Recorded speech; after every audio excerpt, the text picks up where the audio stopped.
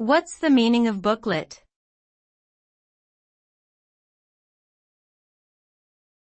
Booklet.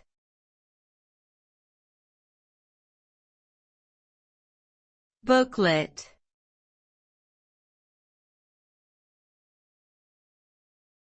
Booklet.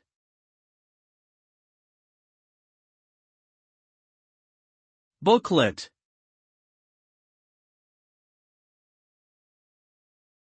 A booklet is a small, thin book containing information on a particular subject.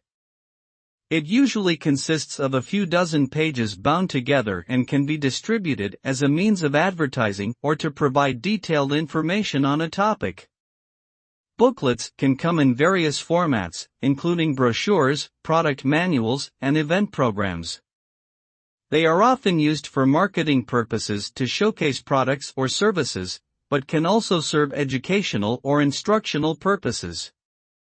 Overall, a booklet is a practical and helpful tool for providing concise information on a specific topic in a compact and easy-to-read format.